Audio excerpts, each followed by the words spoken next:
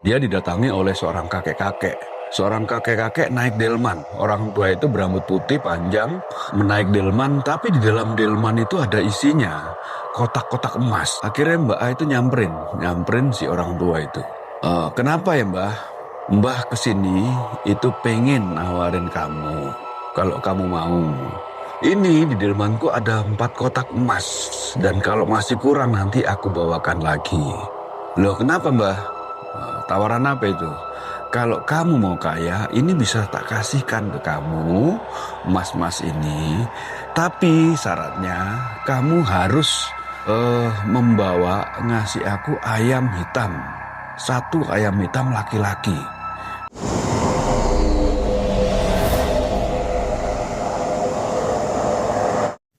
Oke, Assalamualaikum warahmatullahi wabarakatuh. Om Swastiastu, Namo Buddhaya. Salam kebajikan, rahayu, rahayu, rahayu. Selamat datang dan selamat berjumpa kembali di Sang Chandra, channel yang membahas tentang cerita-cerita mistis, cerita-cerita horor, dan cerita-cerita unik dan menarik lainnya di Kabupaten Banyuwangi ini. Kali ini kita akan bercerita tentang Alas Purwo, yang mana Alas Purwo itu adalah hutan yang paling angker di Kabupaten Banyuwangi di ujung Pulau Jawa Timur. Di ujung Pulau Jawa paling ujung. Jadi di ujung Pulau Jawa, Jawa Timur. Yang bertepatan Alas Purwo ini ada di Kabupaten Banyuwangi. Alas Purwo memang terkenal hutan yang sangat angker. Di situ ada gua istana, gua Raja Wali, gua apa lagi ya? Banyak gua-gua di situ ya. Terus kemudian ada para pertapa, ada yang tapa itu di Kucur Mas Alas Purwo. Jadi sebelum pintu masuk Alas Purwo itu ada sebelah kiri ada Kucur Mas, jadi kita harus naik bukit kira-kira 200 meter. Kita akan sampai di bukit tersebut dan kemudian banyak ahli-ahli spiritual di situ ya, yang sedang menjalankan spiritual. Belum ahli sih, kalau sudah ahli mungkin beliaunya sudah keluar dari situ. Itu Kucur Mas. Jadi kalau teman-teman ingin ya atau mengolah spiritual, itu biasanya awal dari masuk ke Alas Purwo itu harus masuk ke Kucur Mas terlebih dahulu. Jadi singgah dulu di Kucur Mas, baru nanti kemudian tambah dalam dan tambah dalam lagi. Kemudian ketika kita sudah mulai memasuki Alas Purwo, setelah selesai dari Kucur Mas, kita bisa singgah di warung ya. Ada 2 warung di situ. Satu warungnya Mbah Mus dan satunya warungnya Mbah Suroso. Antara warungnya Mbah Mus dengan Mbah Suroso itu berjarak kisaran 2 kilometer. Beliau berdua ini adalah masih saudara dari Mbah Suroso dan Mbah Mus, mungkin keponakan ya untuk Mbah Musnya. Dan mereka juga juru kunci. Kalau Mbah Mus tuh juru kuncinya gua, aduh lupa aku. Oke, jadi Mbah Mus itu juga guru kuncinya gua apa ya? Saya lupa saya. Gua nanti kita kasih tag aja ya. Kita kasih tag untuk guanya. Dan Mbah Mus sendiri juga seorang pelaku spiritual yang sudah 7 tahun tinggal di kawasan Alas Purwo di warung tersebut, dan kemudian juga dia mengolah tanah pertanian, tanah dari milik perhutani. Dia menanam jagung sekitaran 5 hektar. Jadi dia sudah menetap di kawasan Alas Purwo itu sekitar 7 tahun. Dan kita pindah lagi lebih ke dalam lagi, yaitu ada Mbah Suroso. Mbah Suroso itu informasi yang kita dapat, beliau pernah bujangnya di situ melalang buana, jadi melakukan olah spiritual selama beberapa tahun. Kemudian dia pulang ke Kediri. Setelah pulang ke Kediri, di Kediri dia menikah. Setelah menikah dia kembali lagi ke Alas Purwo.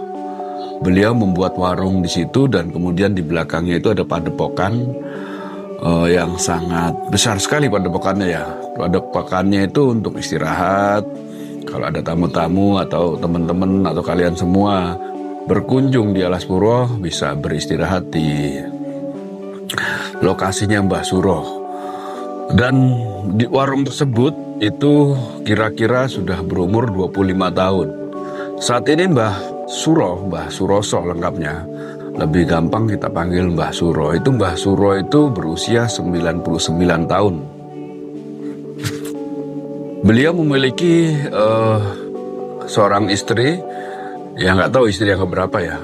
Dan beliau sendiri juga adalah pelaku spiritual di kawasan Alas Purwo. Jadi teman-teman atau kalian semua bila ingin ke Alas Purwo bisa mampir dulu ke warung Mbah Mus atau Mbah Suroso. Nah, yang cerita yang paling menarik di sini, ini kita mundur ke belakang. Jadi sebelum Alas Purwo itu ada namanya Pasar Anyar. Pasar Anyar itu ada warung-warung ya, jadi warung-warung jatian. Di situ ada sepasang suami istri. Sepasang suami istri. Namanya Mbak A dan istrinya siapa ya? Kita kasih nama inisial Mbak A dan Mas A. Mas A dan Mbak A. Mas A dan Mbak A. Mbak A ini memang orang asli dari Kutorjo ya. Kutorjo, lahir dan besar di situ. Jaraknya antara Alas Purwo dengan rumah beliau, kediaman beliau, cuman 1 kilometer. Itu sudah sampai di Alas Purwo. Mbak A ini dulunya juga pernah mencari kayu di Alas Purwo, kemudian pernah juga bercocok tanam di Alas Purwo. Lambat laun dia berganti profesi, buka warung sambil jualan ayam. Jualan ayam. Nah, pada suatu hari, mungkin karena seringnya ke Alas Purwo ya, saya nggak tahu apa yang dilakukan oleh Mbak A, ritual apa yang dilakukan oleh Mbak A. Mbak A itu bermimpi, dalam mimpinya dia didatangi oleh seorang kakek-kakek. Seorang kakek-kakek naik delman. Delman itu apa ya? Dokar ya. Itu yang pakai kuda, yang ada gerobaknya itu. Ada rodanya 2 kanan kiri ya. Ya delman, itu pakai dia orang tua itu berambut putih panjang menaik delman, tapi di dalam delman itu ada isinya kotak-kotak emas. Di dalam mimpinya seperti itu yang beliau ceritakan kepada saya. Jadi Mbak A itu dipanggil dalam mimpinya. Mbak A, ya kesini. Akhirnya Mbak A itu nyamperin si orang tua itu. Kenapa ya Mbah? Mbah kesini itu pengen nawarin kamu, kalau kamu mau. Ini di delmanku ada 4 kotak emas, dan kalau masih kurang nanti aku bawakan lagi. Mbah yang pakai delman, yang bawa delman tadi bilang begitu ke Mbak A-nya. Loh kenapa Mbah? Tawaran apa itu? Kalau kamu mau kaya, ini bisa tak kasihkan ke kamu, emas-emas ini. Tapi syaratnya kamu harus ngasih aku ayam hitam. 1 ayam hitam laki-laki. Ya, yang masih muda. Kalau kamu mau harta benda ini, emas-emasan ini, bisa tak kasihin ke kamu.